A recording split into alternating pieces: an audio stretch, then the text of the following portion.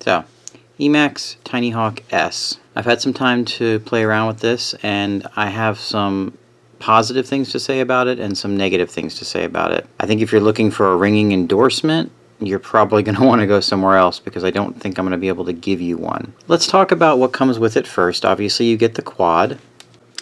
So you get this nice little carrying case. Inside, you get the 2S LiPo, 1S LiPo, some extra props, you know, the obligatory little screwdriver and a few bits and bobs here, spare parts, USB charger for both the 1S and the 2S, and some stickers. So the case is nice. 1S LiPo is nice. I'm not a fan of the 2S, so let's talk about that very briefly.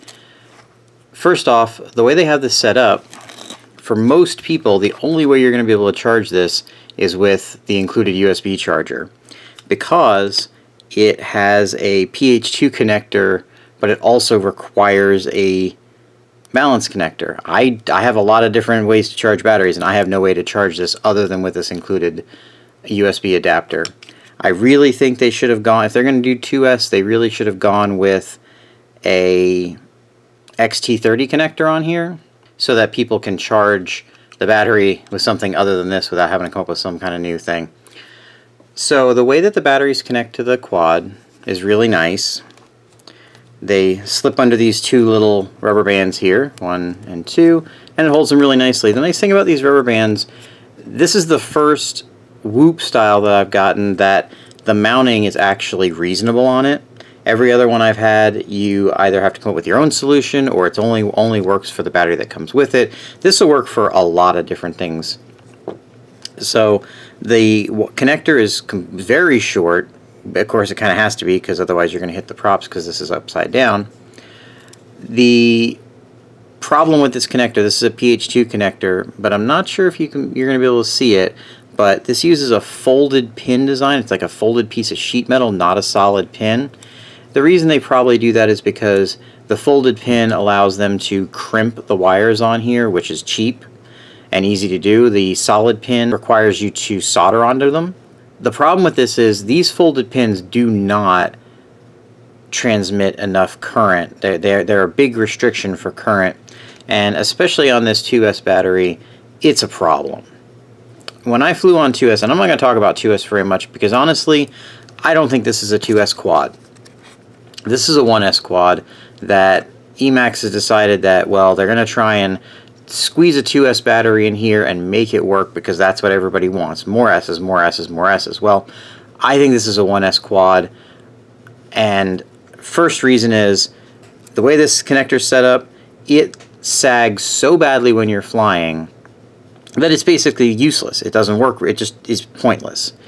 Second thing is, for me at least, this battery, this 2S battery, got extremely hot while flying. So hot that I actually ended up sticking it outside because I was afraid it was going to pop on me.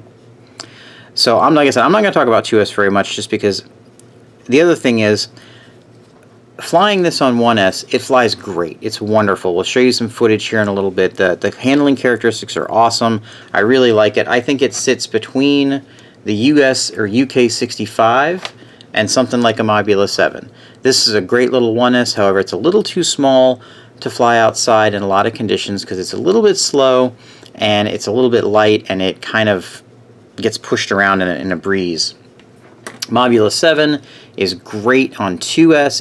It's pretty quick for a whoop, and it's great for zooming around a park or something like that.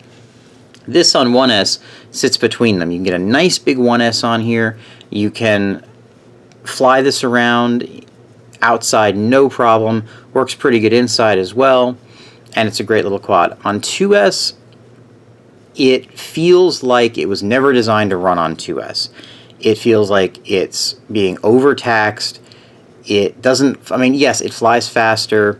It doesn't handle much better than it does on 1S, and I personally, now some pit tuning and things like that could make this better, but I'm talking about the out-of-the-box experience, what most people are going to be dealing with. I don't think it's a 2S quad. For that reason, I don't think that it's really any better than the original Tinyhawk. Let's talk about some other problems I have with it. Here's the main problem. It's staring you right in the face right now.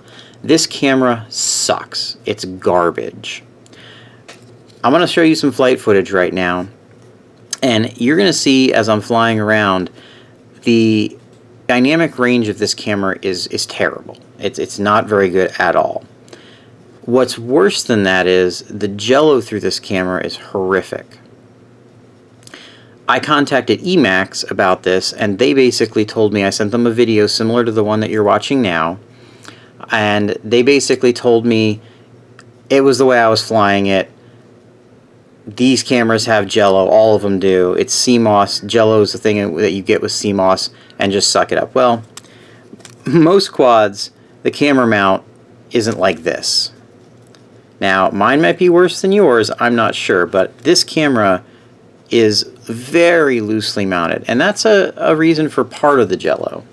So I 3D printed a little thing that went in here, push behind it, and locks it in place.